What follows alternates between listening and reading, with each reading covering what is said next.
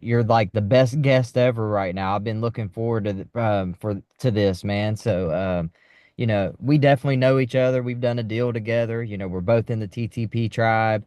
But for those who may not know, let's just start with an introduction. Who you are and what you do. Yeah, so my name's Jack Henderson. Yeah, I'm in the TTP tribe. Me and Travis actually closed a banger. I think it was a 7K deal together at some point. So that was fun. But yeah, I've been wholesaling for probably, I think I'm reaching just about 2 years. So it's been part-time mostly. Still in school, unfortunately. I only have two classes left, so hopefully get that finished up here soon. But yeah, man, really just trying to do this thing full time. I mean, now I'm full time, but trying to scale this thing up and help a lot of people in the process. That's awesome, man. So, you're going to school right now. You got a couple classes left, which is crazy that you've been doing all of this while you're in school. Um, Yeah. so now that school's ending, are you going to continue on the path that you planned for, or are you going to go straight into real estate and stay here forever? Oh man, my plan's staying here forever. I Yeah. mean, if you do the numbers on what I would make coming out of school with a degree in marketing, I mean, I don't even have a guaranteed job right out of school versus I'm doing my own thing. I'm never going to fire myself. I mean, once you build that skill of finding discounted properties, I mean, you're always going to eat. You're always going to have some income coming in. So, yeah, that's my plan, staying here full time. Man, that's awesome. So let's go back 2 years ago. Were you in school then? 2 years ago, yeah. So 2 years ago, I was actually in the middle of a transfer. So I played baseball at this college called Worcester. I transferred over to IUP, played baseball for a little bit there, and then just like, yeah, you know what, this isn't working out. I need to go. I need to find a way to make some money. I've always been an entrepreneur at heart, man. So that's when I found wholesaling and real estate. How did that happen? Like, was it a YouTube video? Was it somebody you knew? Was it a book? Yeah, you know what? I think it was TikTok, to be honest with you. I've always seen Jerry Norton's videos on YouTube. As long as, I mean, this is going back 4 or 5 years ago. I've seen him. I never did anything about it. So I already knew what wholesaling was. I saw somebody on TikTok like flashing a 10K check. I mean, you know how the marketing goes on on TikTok, but yeah, I saw that. Really just dove into Jerry Norton. Obviously found Brent at some point, but yeah, just it all started from a video. Isn't that something how that happens? One thing ignites a thought and then you just start taking action, right? Is that what you did? It, Did you yeah, I mean, automatically take action? no, honestly, I wish I did. Like knowing what I know now, I wish that I would have just jumped right in as soon as I saw that video. But there was probably a good 4 or 5 months where, I'm just doing the research. I'm looking at, how to go over I'm worrying about problems that don't exist yet. How to find cash buyers and how to go over agreements. And I mean, it's good to know that kind of stuff. But if I could go back, man, I would have just jumped right into getting on the phone. I think the first dialer I ever had was Mojo. I would have just been banging that 8 hours a day, every day. Yeah, are you still on a dialer? Like, do you still make cold calls? No, so now I think all in all we have about 4 or 5 callers that are calling for us. Been a lot more like inbound recently. Outbound is how I got started for the first year and a half. Only outbound. And people say you can't close big deals outbound, but we closed some pretty good cold call deals that gave us that budget where we could actually start doing some damage in terms of like inbound stuff. Yeah, yeah. So, for those who don't know, what is an inbound lead and an outbound lead? So an outbound lead is anything where you're reaching out to them. I mean, just very, very simple. Inbound is where they're coming to you. So outbound typically is you got to go through more data and they're going to be a little bit less motivated, typically longer follow up, longer cash conversion cycle, but they're still good deals and they're cheaper versus inbound. They're coming to you. I think right now, cash conversion cycle is somewhere around 35 to 40 days on inbound leads for us. So, I mean, when you get that lead, when you get that call, I mean, they're ready to go. Yeah, that's awesome. Those are the conversations you want to be having, right? Yeah, you got to pay to play, but I mean it's definitely worth it if you know you have your systems dialed in and sales and you know you have buyers for it. Awesome. So you said you got multiple callers. Who else is on your team? What is the size of your team and what's everybody's role? So I got me and my partner Marcus. We're basically doing all acquisitions. We'll handle some of the list pooling and things of that nature, but we got VAs that are kind of training to take that off our plate. We have a dispo guy for anything nationwide. He's really good. He's got investor lift everything. Anything that's in Pittsburgh or a place where we have buyers, me and Mark will just sell it ourselves. Usually one of us, whoever locks it up, the other guy will take dispo on it, and the other guy keeps calling. Nice. So it sounds like you're doing deals in other places than your backyard, right? Correct. Yeah. How does that work? And was that something that was hard to like do? Yeah, our first virtual deal, it was tons of roadblocks, man. There was like first you don't there's all these things you don't think about that when you're doing them in your backyard, it's easy. You can go out, you can take photos, you can put the lockbox on yourself. But when you go virtual, man, you gotta, hire someone to get photos. We've actually been using it like an inspector, like a licensed inspector to go. He'll grab better pictures and sometimes you can even put a lockbox on it if you ship it to him or whatnot. But yeah, just tons of roadblocks in the beginning. But once you kind of get that process on how it works and everything, how to lock them up over the phone, 'cause it's a bit of a different conversation. But once you get that pitch down, it's definitely a lot. I would say it's honestly kind of easier. Yeah, yeah, okay. So, you know, most of the time when it's out of state, you're getting it under contract first, then getting it inspected. What happens if it's in your backyard? Are you guys still doing that type of business framework, or are you actually going out to look at it first? Yeah, so if it's in our backyard, we will definitely go and look at it. That's what the reason I think it's easier virtually is because when it's in our backyard, I kind of feel obligated to go check it out. Yeah, And it's good. It's good because you can get out in the field, shake some hands, and nothing beats that in-person relationship. But it just takes more time, you yeah. know. In terms of an inspection, though, no, we're not doing the full inspection. I know enough about real estate where I can go and see if there's anything majorly wrong that a buyer will be looking for. But we also have a guy out here that we partner with. He'll do some walkthroughs for us if we're not available. He's a big buyer out here. He's got a bunch of rental units. He knows houses way better than I do, so he'll go out sometimes too and kind of let us know where we need to be at. Oh, that's awesome to have. So almost like a reverse wholesale in a way, right? Like you have a real Yeah, buyer that's able to tell you, hey, this is what somebody like me would pay for something like this.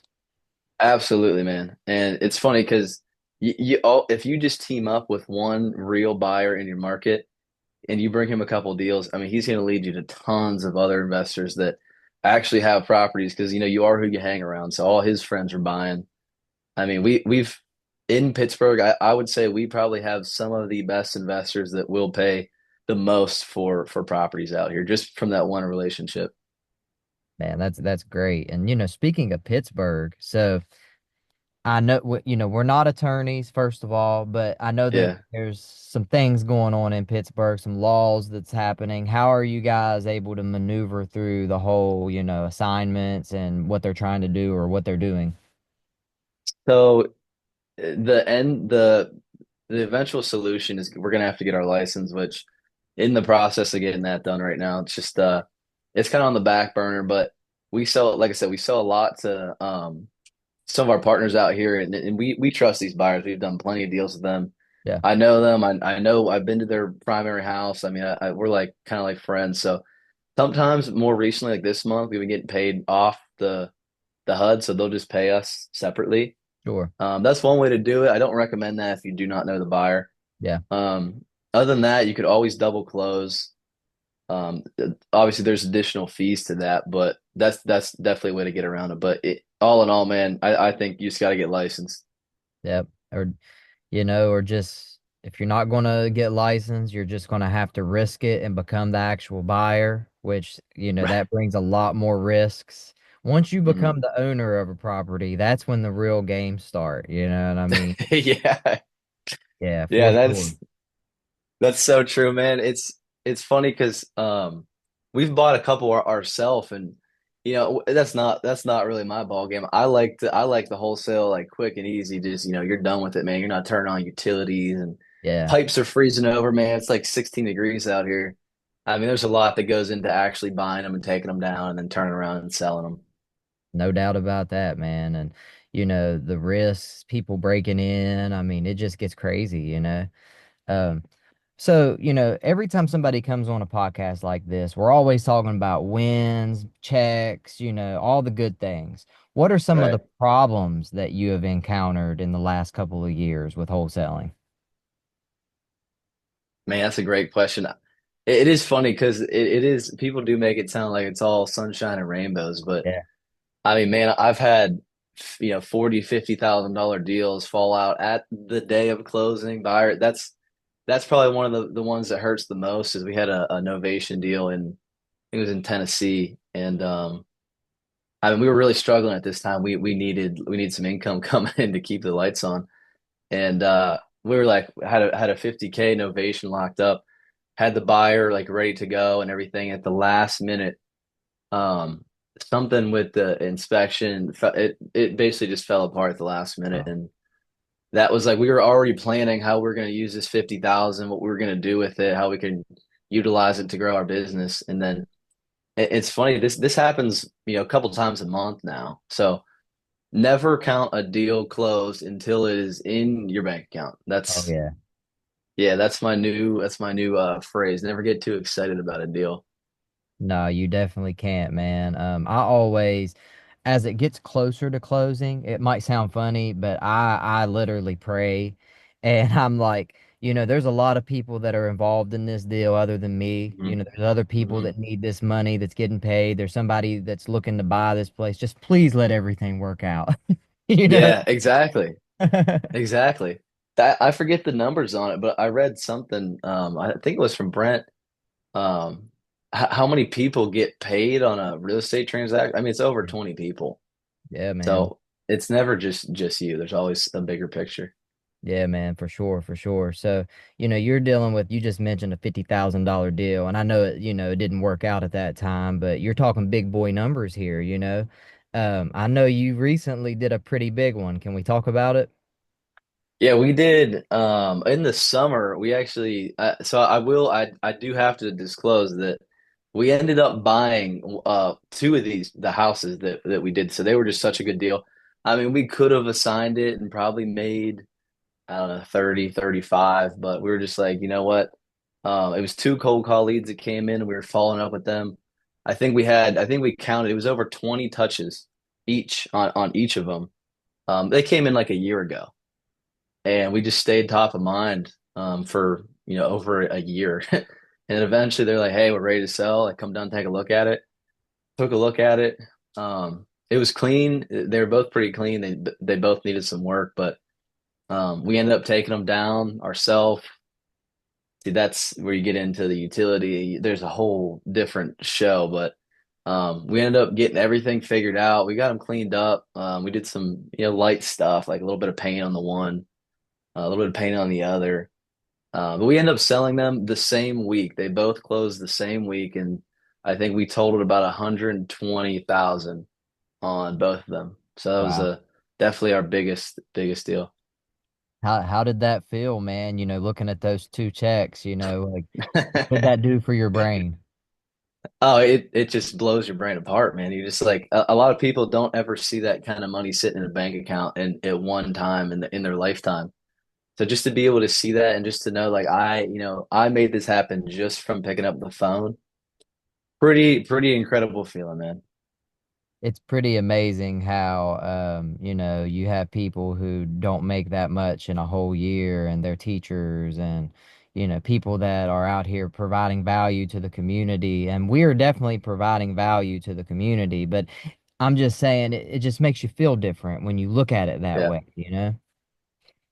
Yeah, I think I mean obviously man, I respect every working man, every working woman out there, but it does kind of shift your reality a little bit when you see the amount of money you can make just by not being scared to pick up the phone and have conversations and make offers. It really is an incredible business. Yeah, man. Did you, speaking of being scared to get on the phone and fear, did you have fear when you just got started, and do you still have it today? Oh man, when I first got started, absolutely, man. There was I mean, it was just about every day. I got up and I'm like, man, this is like it feels like this phone feels like 100 pounds, and I do not want to make calls today. But it's when you want it bad enough where it's just like, well, what if it works? What if I actually like do this thing? And that feeling kind of drove me past my fears. And after I had, a couple thousand conversations, I you don't really have fear anymore. Like now I feel a lot better in terms of picking up the phone, just being able to talk to anybody. Yeah, yeah, that's great, man. So you and your partner both do acquisitions right now. Um, when the lead comes in, like let's say you guys got, an online lead generation going, a lead comes in, what happens next? So if it's off our PPC campaign, right when it comes in, they're going to get an automated text that says, "Hey, this is John," or "Hey, this is Marcus. Calling about or just got your submission about the house on blank street. I'll be giving you a call here in a second." So what that does is if they have an iPhone at least, which most of our clientele do have an iPhone, it'll pop up when you call to say maybe John or maybe Marcus. And it's basically just first come, first serve. Like usually one of us are on the phone and the other guy can just take it. We're in the CRM all day, so we'll just as soon as it comes in, we get a ding, we press like which one of us is taking it, and then the sales process starts from there. So you say you guys are in the CRM all day. So like when you say all day, how much time are you really spending on this business? Oh man, nowadays, it on the business in total. I mean, we're probably working from 8 to 8 most days. Just now, it's not always on the phone. I'm not always ringing people at 8 in the morning. I actually think it's a law that you have to wait till 9. Okay. So yeah, we try to stick between. We're calling like 9 to 7. The other 2 hours that we have left over, we're doing administrative stuff, making sure everything. We got our list. CRM's functioning the right way. All the bills are paid. So yeah, probably, about 12 hours a day, I'd say. Man, that's a lot of time. So how are you like finding time to just like live your life and to like turn that off? That's funny, man, because me and my partner Marcus, we just actually went out to Phoenix, Arizona. We hopped on Brent's podcast. We did Eric Klein's program, went to the Waste Management Open, had a great time. It's definitely a busy life, man. Without a doubt, it's not meant for everybody, but I mean, as long as I have my laptop and my phone, wherever we're at, we'll find a little place to sit down in the airport, man. We had a 12-hour layover the one of our flights. And man, we were just posted up in the corner the whole time, just phones plugged in on the charger, getting our calls in. I think if you really want it bad enough, that you'll make it happen. You'll make the balance happen. But I do gotta say, I mean, there's gonna be points where it's not very balanced, and we've been through that phase. And I mean, it right now we're not in a phase where we need to be, working 16 hours a day anymore and working weekends and everything. But I'm not afraid to do that if needed. Man, that's incredible. So are you guys taking weekends off, or is this 6, 7 days a week, or Yeah, weekends. It's variable. Most weekends we're at least working one of the days. Now not a full 12-hour shift, but a couple hours here and there. Especially if we got a hot lead that comes in. I mean, leads don't we don't shut our marketing off on the weekends, so yeah, we always got to have our phone it's on standby, ready to go. Inbound leads, call them in 30 seconds, Saturday and Sunday. So yeah, definitely the hours dwindle down a little bit on the weekends, but we're definitely still here.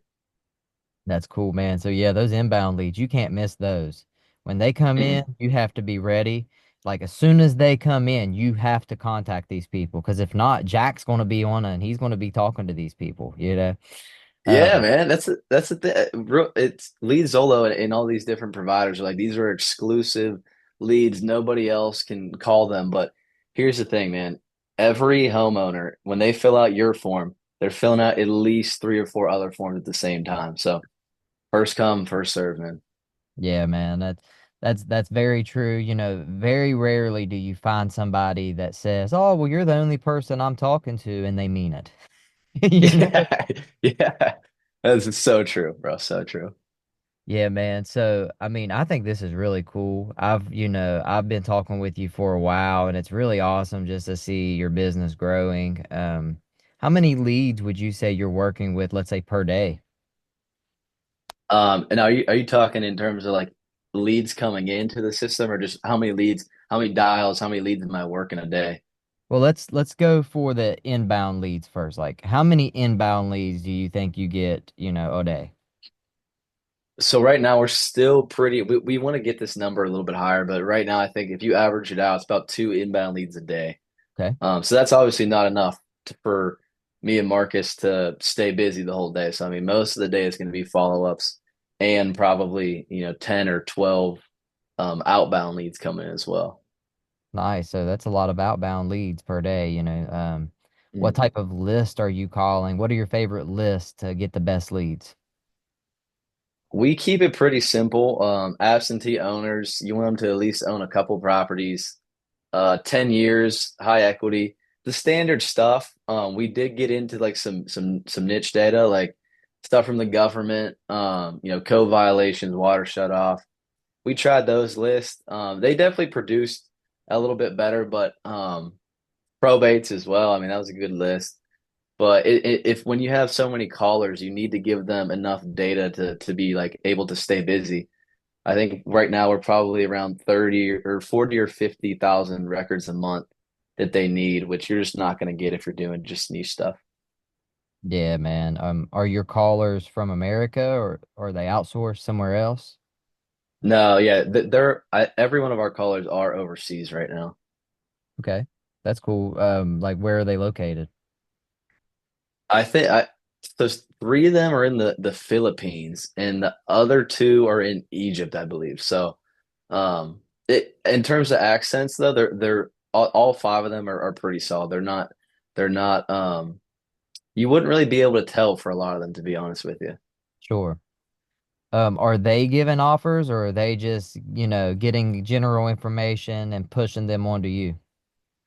Yeah, no, I don't like them making offers. I like them to try and get an asking price, but Yep. really what we're looking for from them is we want someone who is serious about selling their house in the next 30 or 60 days.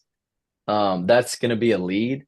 Anything past the 60 days, like 6 months or a year, we're still going to push them through, but they're not going to be called right away. They're going to be setting a follow-up campaign.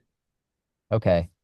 Cool, cool. And speaking of follow-ups, you mentioned before, how it took you like a year of following up with one person. Is that typical? Is it typical that you have to follow up that much?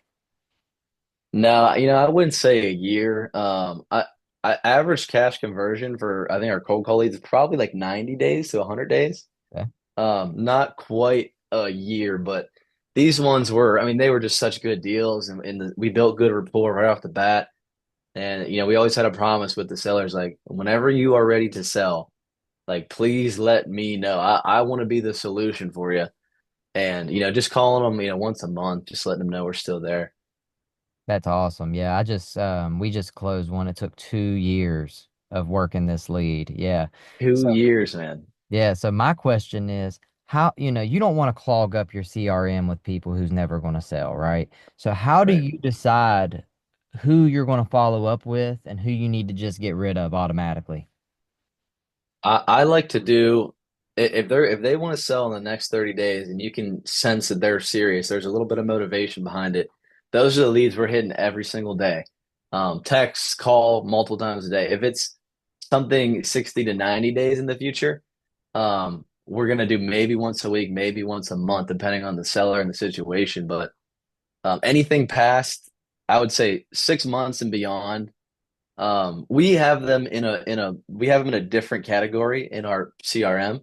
We don't completely get rid of them, Hmm. but I don't like them clogging up like the hot leads section. So we put them in like a cold follow up section where we'll hit that maybe a couple times, like every other month.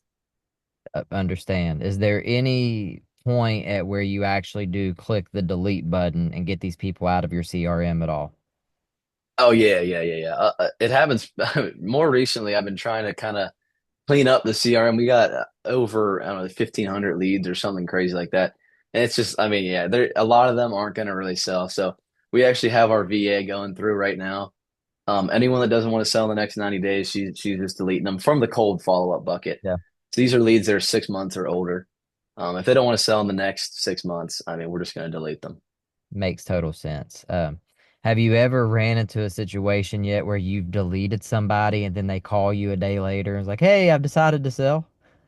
Oh, dude, absolutely, man. There was uh, it's funny because we try to make offers on just about every lead that comes in. Okay. Um, we made the offer like months ago. I want to say 6 or 8 months ago. We made the offer, the original offer. We went out, checked it out, did the whole thing. He's like, "Yeah, I don't like the offer. You know what? I think I'm just gonna keep it." They were like, "Okay, he's gonna keep it. Let's just delete him out of here." Actually, like a week ago, guy calls us back. He's like, "Hey, is that offer still on the table?" We're like, well, we got to make sure the house is still standing, of course. But if everything is as we think it is, then yeah, it is still standing. We ended up locking it up. I think it's a 5 or 10. No, I think it's a 5K deal. I mean, it's not nothing crazy, but it just goes to show you, man, make the offer. Just make the offer. Yeah, man, it's if you don't give an offer, you don't know. So you're Mm. saying you give an offer, you guys give an offer to pretty much everybody. We do try to at least give him a low anchor, like a range. If we're not giving him an exact figure, you got to give them something where, a lot of cold call leads, they're not going to take the first offer. They're not going to sign right then and there, but you Yeah. got to at least put that seed in their mind that, okay, if I do run into a hard time, this guy said he will offer me, 100,000 cash and, close in 30 days as is. And then just keep following up with them after that. Awesome. So pretty much kind of like in a situation where you would be like, well, I don't really know exactly what my offer would be, but it looks like in your area, houses similar to yours are going for 65 grand. Is that an offer that you consider something like that? That's almost our exact pitch, like word for word on the low anchor right there. That's really just a feeler. Like I always say, like I might not be the best solution for you, but I can never. Brent says it all the time.